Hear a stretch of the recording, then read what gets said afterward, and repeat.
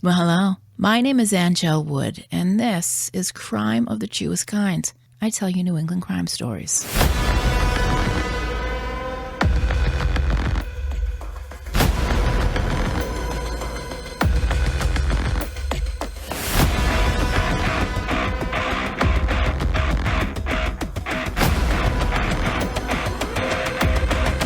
Welcome back, everyone. Thank you for returning. It's been one hell of a week. My job is murder. Not my actual job. It just feels like it's murdering me.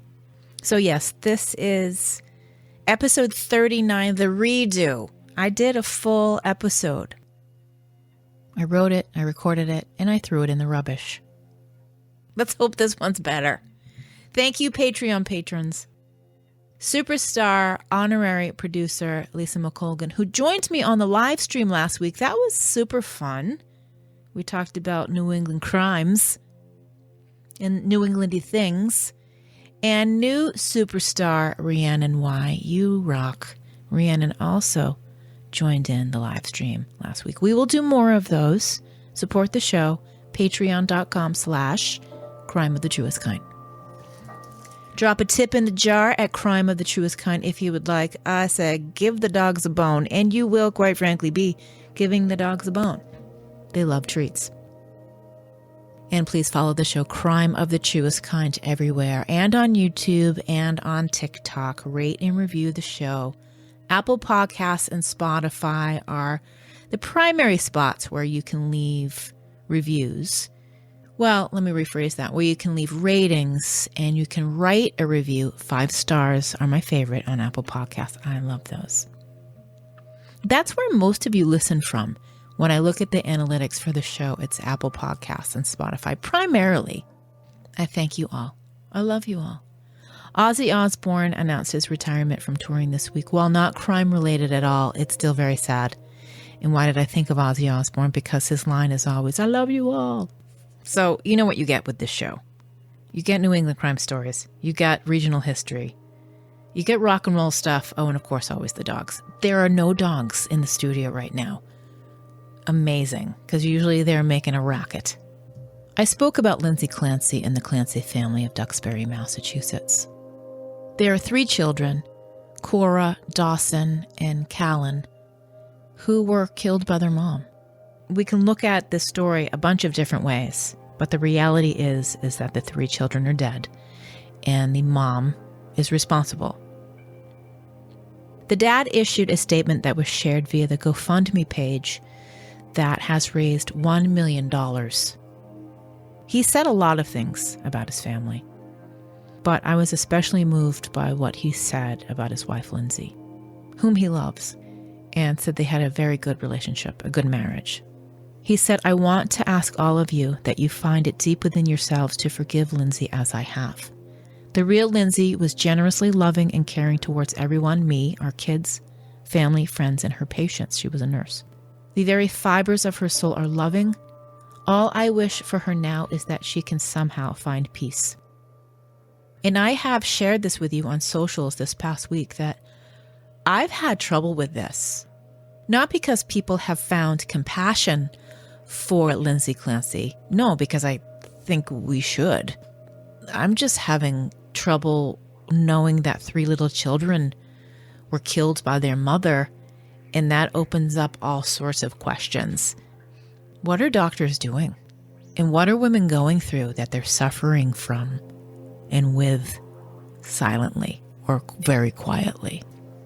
No one condones the murder of 3 little kids. I don't know what comes next. She will very likely face charges for the death of her 3 children. I cannot say, and I won't guess what comes next. I am planning a bigger episode about it because that's a lot of what last week's original script was about. National Missing Persons Day is observed on February 3rd. It's a day that draws attention to the thousands of missing persons throughout the country.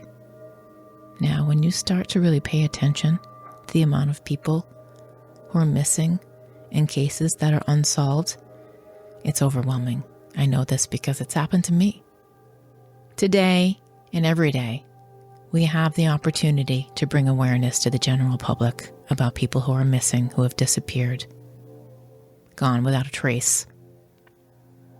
National Missing Persons Day is observed for those people, but it's also observed for the loved ones of those people who have to deal with the grief and trauma that person is gone. And they continue to hold on to hope that one day that person will be found. And this day respects and honors their grief too, so we dedicate this show to you. This is episode 39. We stay in my home state. This is the case of Anna Walshe is still missing from Cohasset, Massachusetts.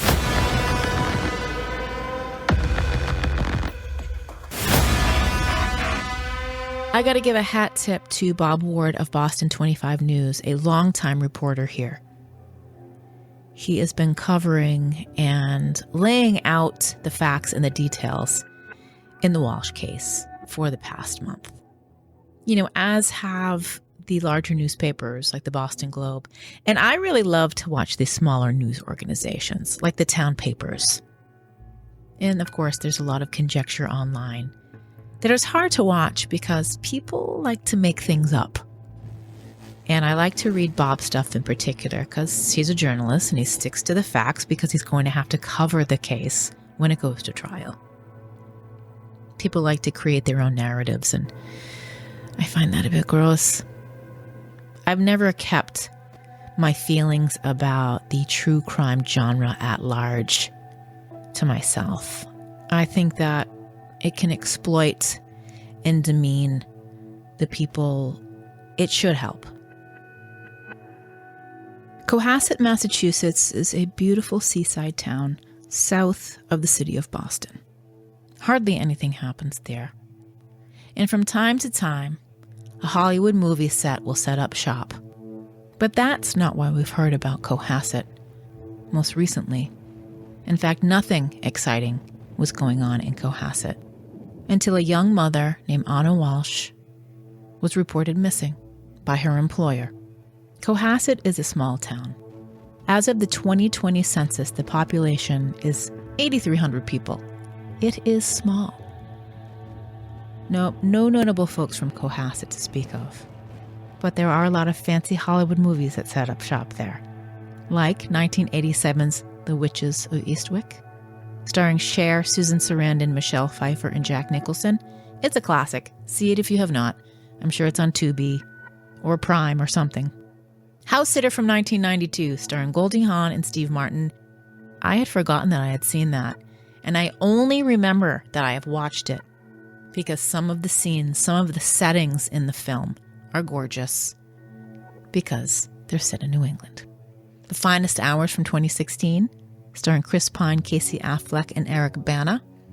And Thoroughbreds from 2017, starring Anya Taylor-Joy and Anton Yelchin. You know what else Cohasset has? A Mary Lou's. What is that? A small coffee franchise on the South Shore. Nowhere else, there may be one or two in Rhode Island, but they have the absolute best peanut butter iced coffee in the world. There was a time where we were planning to move to the South Shore to Plymouth, and I'm actually still a little bummed out we didn't make it to Plymouth. For the town, the house wasn't for us, but I was pretty excited to move to Plymouth. And really, one of the biggest reasons why is because I could go to Mary Lou's every day and get the best peanut butter iced coffee. So if you're on the South Shore, send me up a peanut butter iced coffee. I'm only half kidding. What exactly brought Anna and her family to Cohasset? I don't know. She did own a house there, but it is not the house she was living in when she was reported missing. Anna has not been seen for 4 weeks. As her husband Brian reported once he was questioned by authorities, she left in the early hours of January 1st for what she would call a work emergency. She was said to have taken a rideshare car to Logan Airport, boarded a plane, and flew to D.C., where she worked and where she had a condo. It did not take very long for the authorities to piece it together that story was bullshit. Authorities have evidence to suggest that Anna is not alive. Evidence that will come out in time, but we should always hold out hope that a missing person will be found, and will be found alive. We owe those people that hope. Ana was born in Belgrade, Serbia in 1983. She would be 40 years old this year. She holds dual citizenship in Serbia and the US. She was studying hospitality. Ana was driven and confident, possessed the qualities of a leader, and told a friend that one day she would lead a Fortune 500 company. When she came to the US from war-torn Serbia in 2005, she started her climb by cleaning hotel rooms. She would work her way up the ladder, and by 2010, she had gotten a certificate from Cornell University's hospitality management program that would take her from cleaning rooms to running different aspects of high-end hotels and restaurants throughout the Northeast. That career trajectory was listed on her LinkedIn profile. Housekeeping attendant at the Inn at Little Washington in Little Washington, Virginia. In 2006, she took on serving in that inn. In 2008, after some time in New York City, Ana moved to Massachusetts and took a position as a full-time reservations manager for the Wheatley Hotel in Lenox in the Berkshires in western Massachusetts. She would stay there for more than 2 years. And it is there, reportedly, that Ana met a man named Brian Walshe. It was around that same time that Ana, known as Ana Nip at the time, was married to someone else. Ana and her first husband, a man believed to be a chef in the hospitality field named Mark, would eventually divorce, while Ana and Brian would maintain a long-distance relationship. In 2015, Ana moved to Boston permanently. She would work for the Intercontinental at Point Channel in downtown Boston, also at the Taj in the Back Bay, the Newbury, which are the old and new name of the Ritz-Carlton. I'm confused because aren't they all the same hotel? There was a headline in a piece in the Boston Globe that says, "Don't call her the Ritz. She's the Taj no more. Say hello to the Newbury, Boston's grand dame of hotels." All right, I'm going with the Newbury now. Funny story. I met Matt Damon and Ozzy Osbourne at that hotel when it was called the Ritz-Carlton on the same day. It was hardly scandalous. Matt Damon was there doing press for one of his Bourne movies, and I was there to interview him for the movie. I've done radio in Boston for many years, so that makes that story make a little bit more sense, right? I go into the Ritz-Carlton to go upstairs to make my interview time with Matt Damon. And who is in the lobby? None other than the Prince of Darkness himself, Ozzy Osbourne. He was delightful.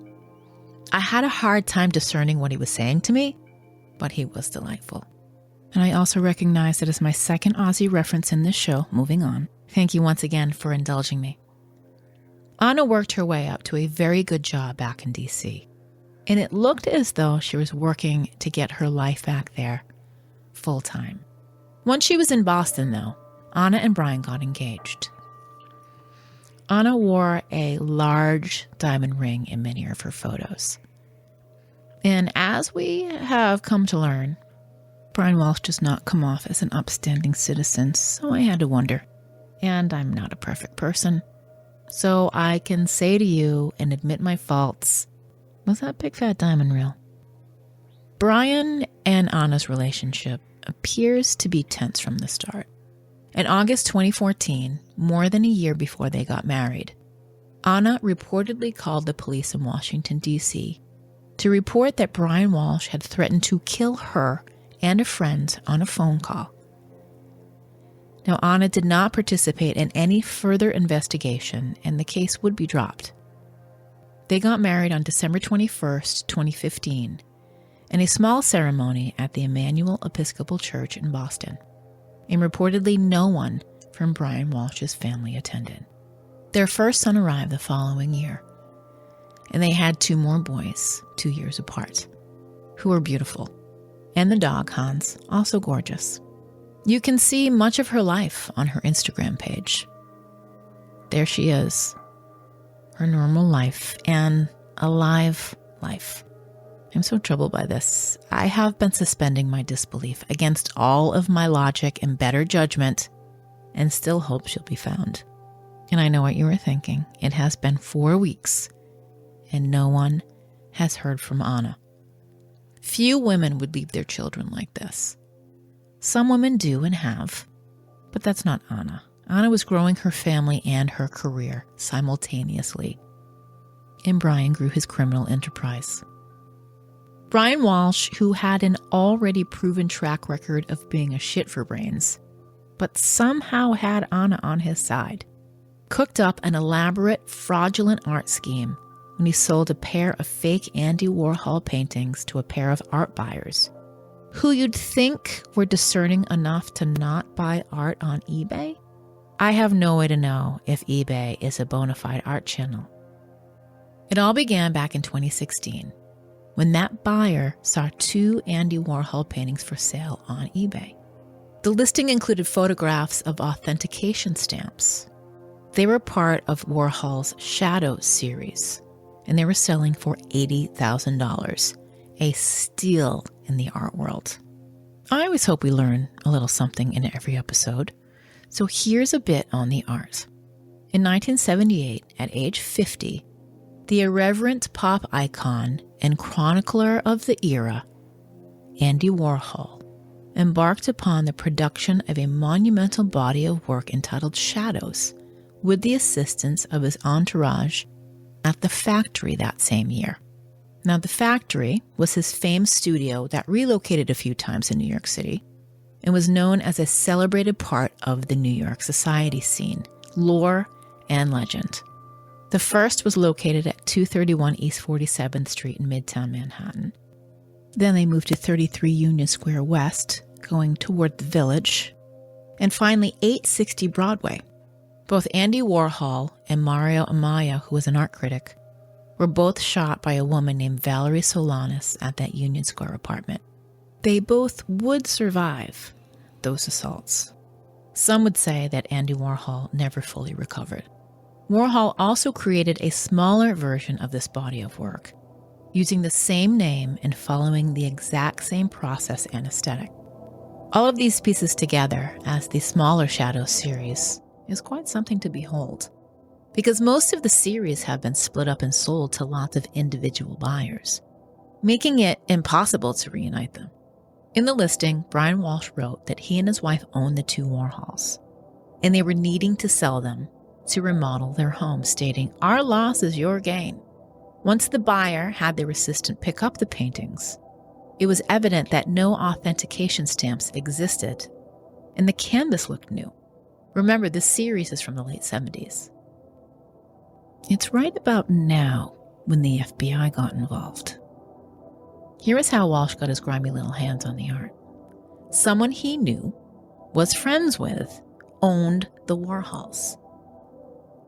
Walshe spun a yarn, fancying himself as some sort of art dealer now, saying he could help sell them for a good price.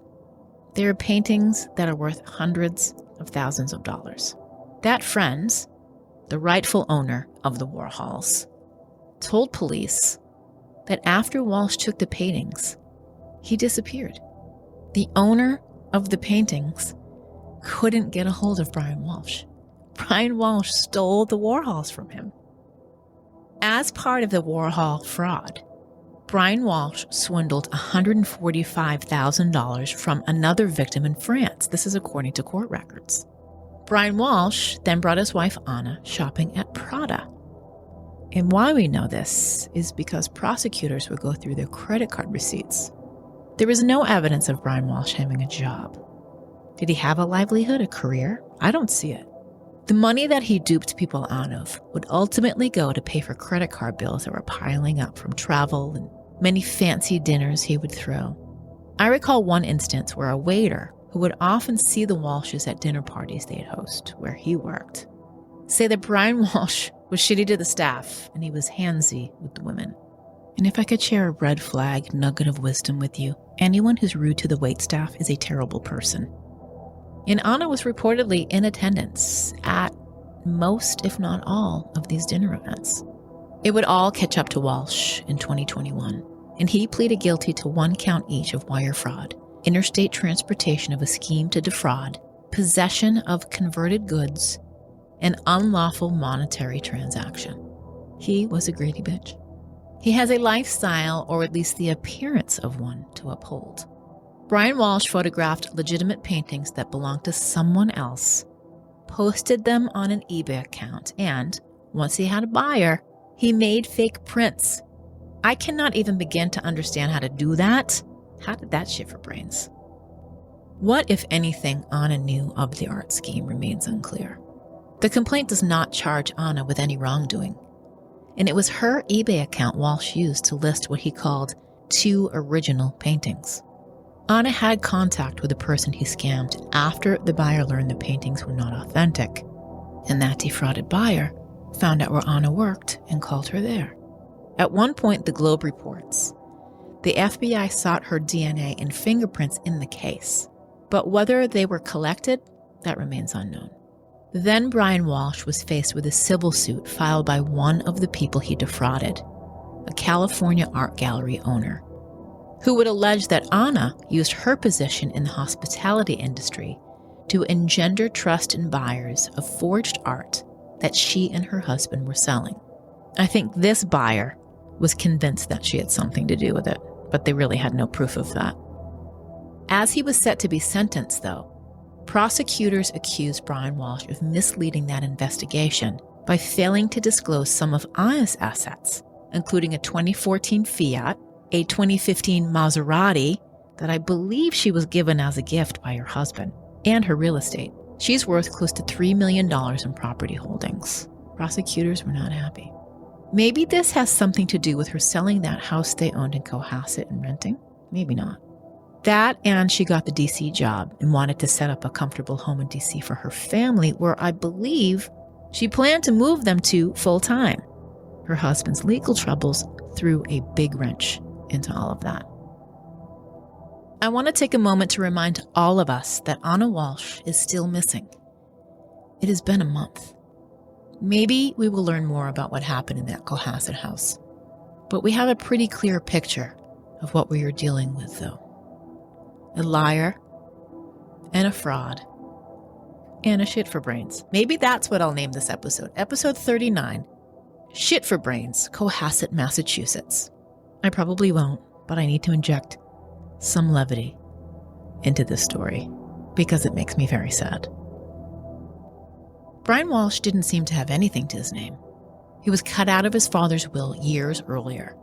The 2 Walshmen, father and son, became estranged after Walshe allegedly stole $1 million from his father, Dr. Thomas Walshe, a well-known Boston physician. He died in December 2018, leaving his only son almost nothing but one final fuck you in the way of my best wishes, but nothing else. He wrote that in his will. What a burn. The 2 hadn't spoken in over a decade, and this would begin a legal battle over the estate. According to court documents filed in Plymouth Probate and Family Court in Massachusetts, Brian Walshe contested the will on the grounds that his father's signature was a possible forgery. Isn't it funny, though, how it's the cheater who is always accusing others of being the cheater? Brian Walshe was not successful in that case. He is accused of taking the will from his father's house in Hull, another seaside town south of Boston, and destroying it, and then running an estate sale essentially, selling off his father's possessions, any valuables he could get his mitts on, like jewelry and cars and artwork, including an original Salvador Dali painting. We only know this, per a WCVB Channel 5 report, because a friend of Dr. Walsh's took a photo of the will with their cell phone before it was inevitably destroyed by his son. Oh, and there are strong accusations.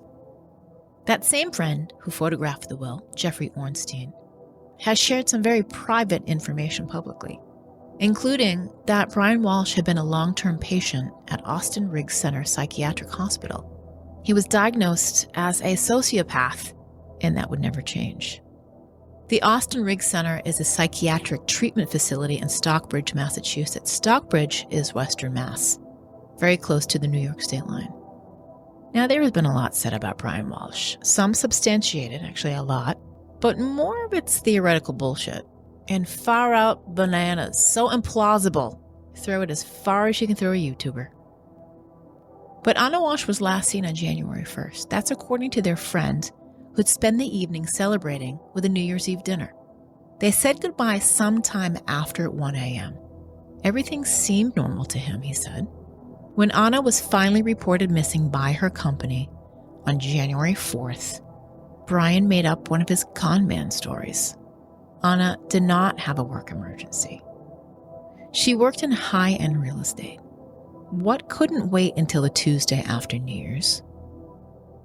Walshe said she took a car to Logan Airport, got on a plane to D.C. on New Year's Day.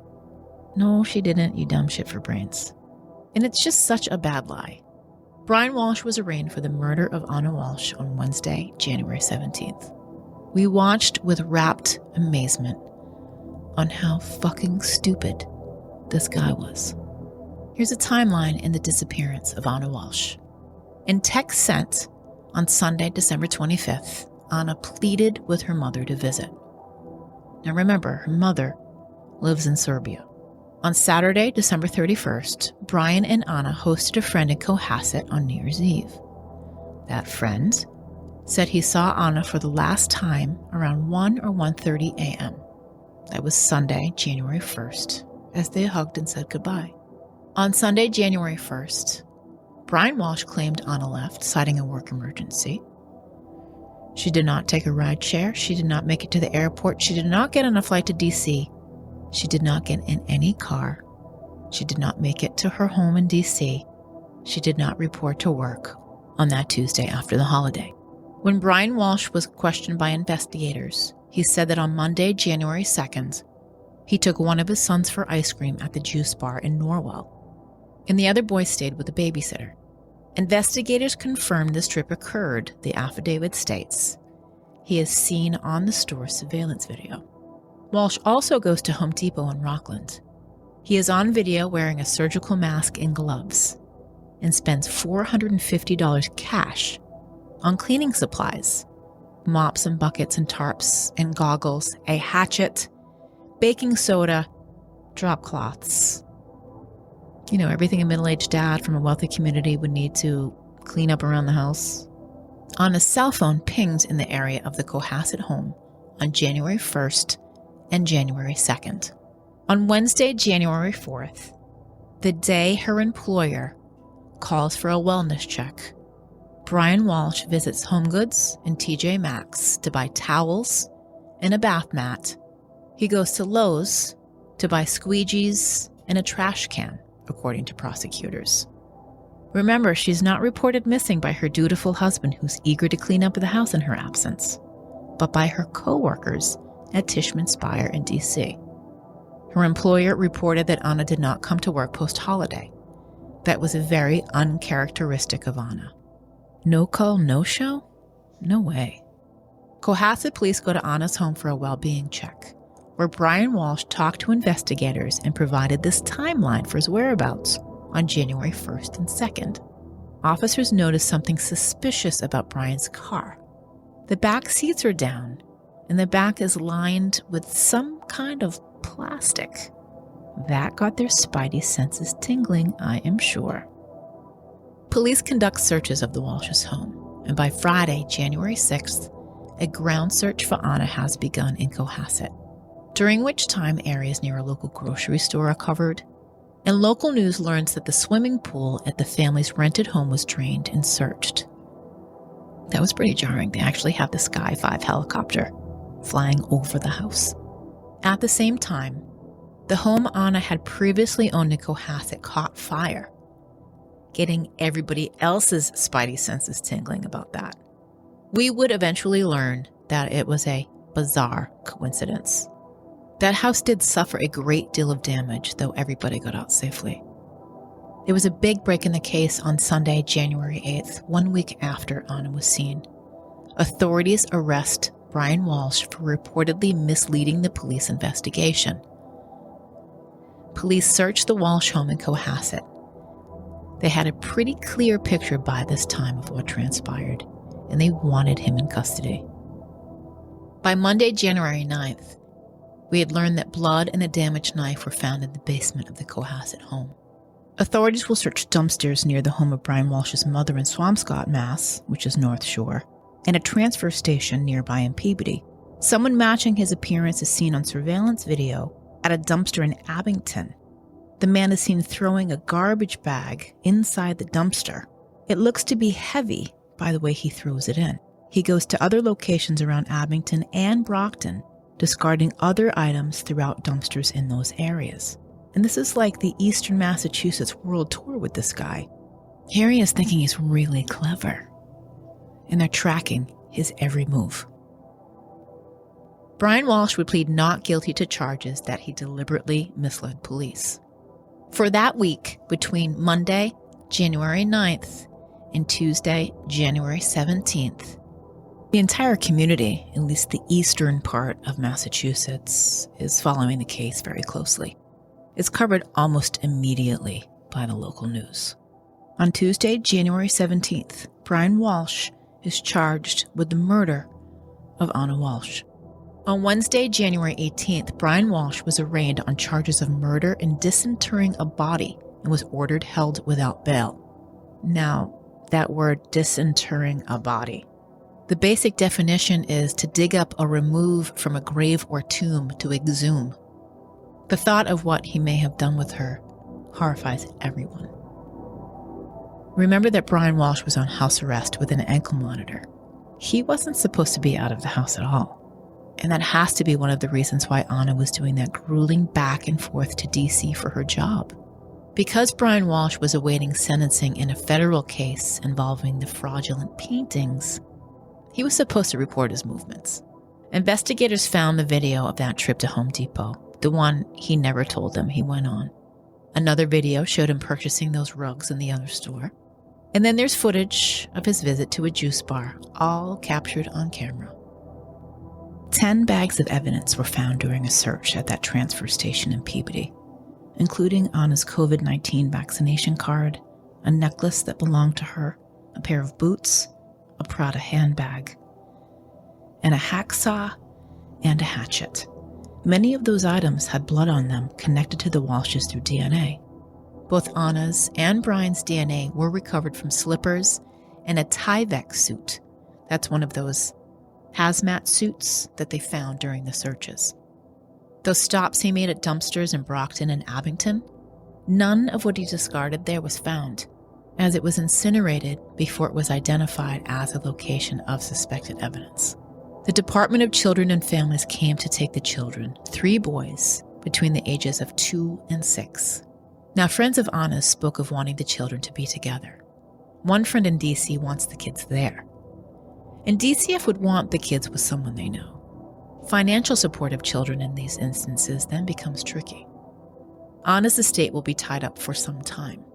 Perhaps her mother will be the next of kin. Her mother lives in Serbia and is having quite a bit of difficulty processing what has happened. At Brian Walsh's arraignment at Quincy District Court on Wednesday, January 18th, prosecutors laid out his internet searches, done on one of his kids' iPads. And it is grim. Internet searches from the Walshe home on January 1st at 4:55 a.m. How long before a body starts to smell? 4:58 a.m.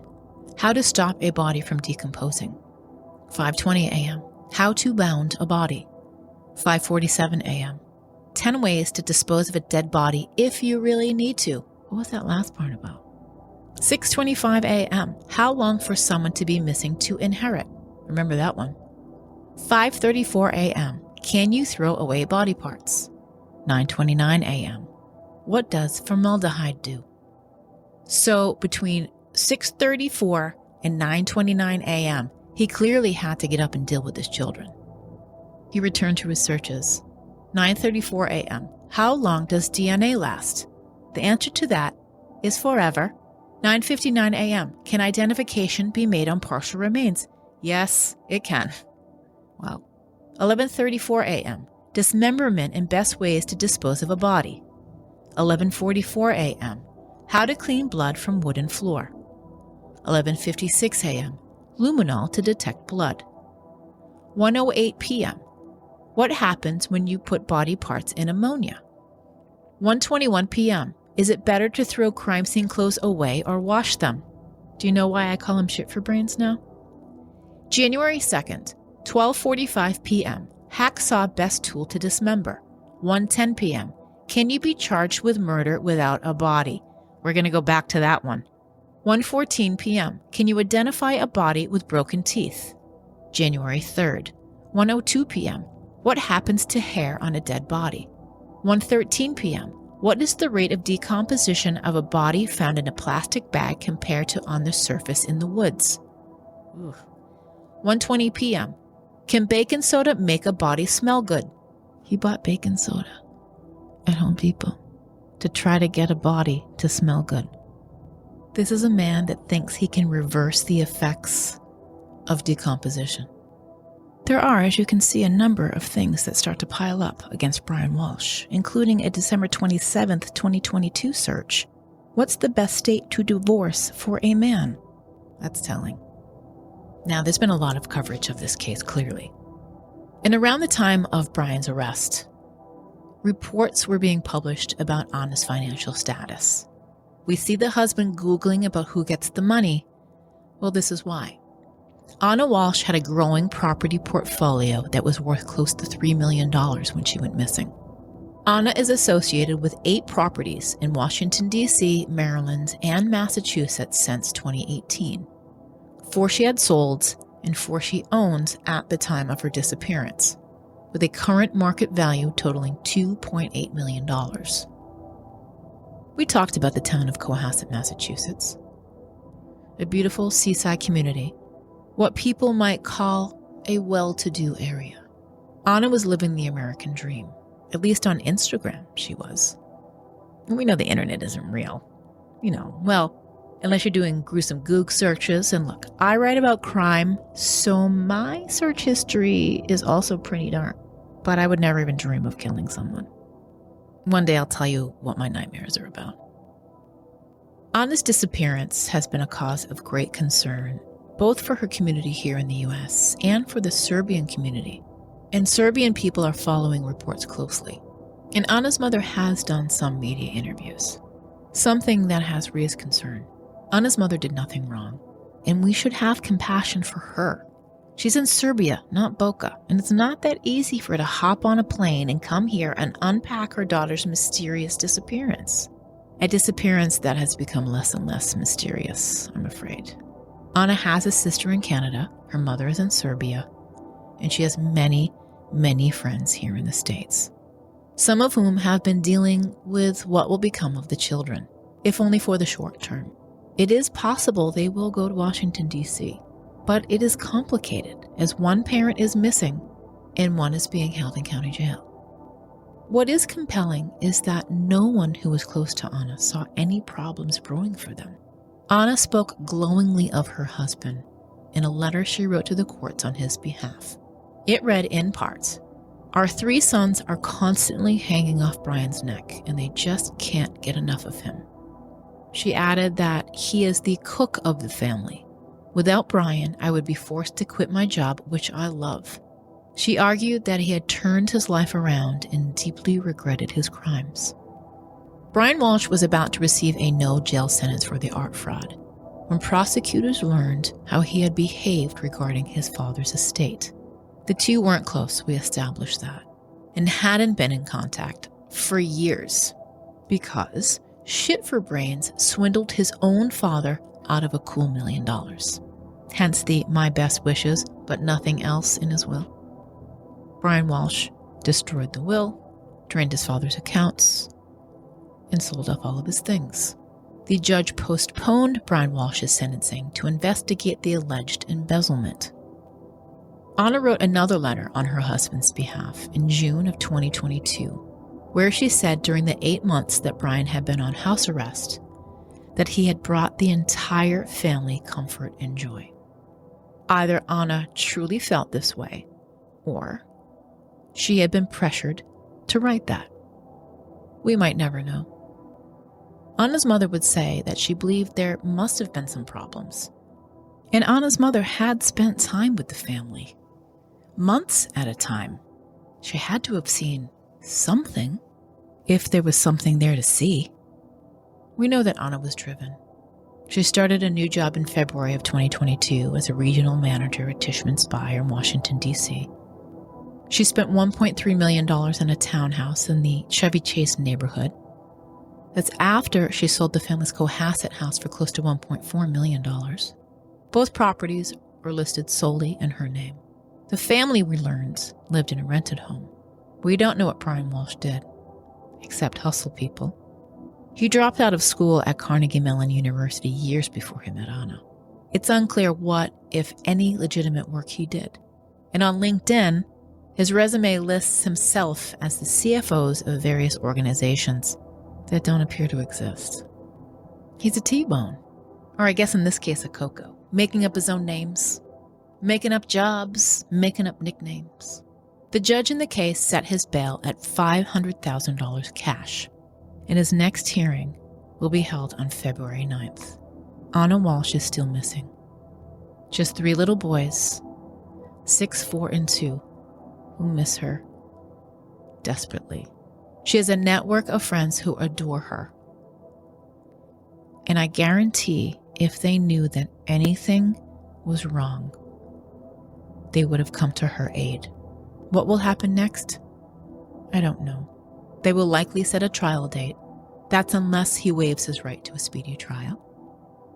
There was a lot of obvious concern as to whether Brian Walshe could be convicted of murdering Anna without finding her. Now, I'm not a lawyer. Surprise. I know that might shock you. But there is a long list of cases where the suspect was convicted without ever finding the body they were charged with killing. I will cite 2 New England cases. The first is a well-known case, and the first in Connecticut, and the inspiration for a well-known film. It's the story of Helle Crafts.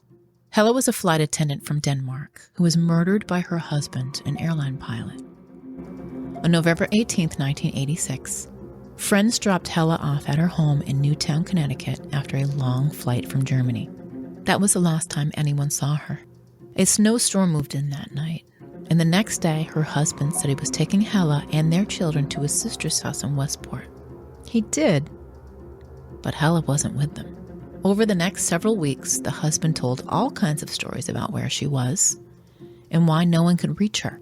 She took an unplanned trip to Denmark to see her mother. She was in the islands with her friends. Or even better, he didn't know where she was. Helle's friends knew of her husband's violent temper, and they began to worry. Helle had told them, if something happens to me, do not think it was an accident. On December 1st of that year, a private investigator reported her missing to the Newtown police. Now, Richard Crafts was known to the local department for his work as a volunteer police officer in Newtown. The Newtown police dismissed their concerns at first, but that investigator was convinced that Richard Crafts was involved in her disappearance. He couldn't do very much to get the Newtown cops to come around, so he took his findings to the county prosecutor, who eventually referred the case to the Connecticut State Police. On December 26th, while Richard Crafts and his children were in Florida for the holiday, troopers would search the house, where they would find pieces of the carpet in the primary bedroom were cut out. We would learn that a nanny for the family recalled seeing dark stains on that carpet that later would go missing. There was blood on the mattress. Forensic investigator Henry Lee, who worked for the Connecticut State Police at the time, handled her investigation. Credit card records would show purchases that were made, like a freezer that wasn't found inside the house, new bedding, and Richard Craft had rented a wood chipper and a chainsaw, the latter of which would be recovered in the bottom of a lake. A key piece of evidence in Helle's case, though, was found by a local man named James Hine, who drove a snowplow that night. Remember, a big snowstorm had moved in, the last night that Helle was seen. As he was plowing the roads that night, he saw a rental truck with a wood chipper attached, parked on the banks of the local Lake Zor. Once it was learned that a local woman was missing, Hine led detectives to the site where he saw the truck. A team came to search, and they found, among piles of wood chips in various locations, pieces of bone and tissue, a pink painted fingernail, an envelope with Hella's name, and crowns of her teeth. The Crafts case was subject of the very first episode of Forensic Files in 1996 and inspired a rather grim yet famous scene in the film Fargo. Richard Kraft would be arrested and charged with the murder of Hella Kraft. Though his first trial had a hung jury, he was retried and found guilty, sentenced to 50 years. Oh, but Richard Kraft is out of prison now. On January 30th, 2020, he was released on statutory good time. And Hella's case was the first in Connecticut state history where there was a no-body conviction. In Massachusetts, there is the case of 39-year-old Catherine Leonard Romano. She disappeared from Quincy, Massachusetts in September 1998. Her father, Eugene Leonard, called the police to report that she had disappeared. There were signs of a violent struggle, but her body was never found. Her husband, Joseph D. Romano Jr., a 44-year-old ironworker, would be arrested and tried for her murder. Neighbors would testify that they saw him haul away a mattress, saw him wash rugs, and he returned a borrowed power saw. A former neighbor in their Quincy neighborhood said he saw a mattress in Romano's pickup truck at a nearby gas station 2 days after Catherine disappeared. Romano would deny that it was him. When he was further questioned about the mattress, he would say it belonged to his mother and he was moving it out of storage. He would change his story, of course. Around the time that Catherine went missing, Romano had borrowed a Milwaukee brand Sawzall from a friend, saying he needed to do some home repair work. But Romano used that saw to dismember Catherine. Bits of flesh and bone on the saw matched her DNA. Once questioned about her whereabouts, Romano said the drug dealers killed her because she owed them money. Oh, but she ran away. That was his defense. Catherine was last seen on September 27, 1998, leaving her construction job. Friends said they were splitting up and Joseph Romano was moving out. Prosecutors said at trial that Romano beat Catherine with a blunt object, then dismembered her with a Sawzall he had borrowed from a friend, and then returned it, covered in human DNA. You know, this guy sounds like a shit for brains, too. Now, that was more than 20 years ago, when Joseph Romano was convicted for her murder. Prosecutors said that Romano placed her body parts in garbage bags and put them out in the trash. Bags that would wind up at the incinerator, never able to be recovered. And despite the absence of her body, her case made history in Massachusetts when Romano was found guilty of second-degree murder. He was given the mandatory sentence of life in prison with eligibility for parole after 15 years.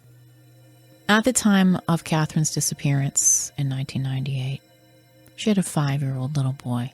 He would go to live with family and would eventually leave the state of Massachusetts. Now, of course, he's an adult now, but it's always the children that suffer. Anna Walshe has 3 little boys, and much like Catherine Leonard Romano's son and Hella Kraft's children, they'll be forced to grow up without her. Thank you for listening. My name is Angel Wood. This is Crime of the Truest Kind. New England crime stories and regional history. Follow Crime of the Truest Kind online. Facebook, Instagram, Twitter, TikTok, YouTube. There is a Mastodon and a Hive. But does anybody use Mastodon and Hive? Email the show, crimeofthetruestkind@gmail.com. Crime of the Truest Kind is scheduled for 2 conferences. I will be at the True Crime Podcast Festival this August in Austin, Texas, and at CrimeCon in Orlando in September. Let me know if you will be there. We can say hello. Definitely follow the Crime of the Truest Kind TikTok. I've been dropping New England crime headlines there, sharing some true crime thoughts as well. Wish me a less murderous week this week at work.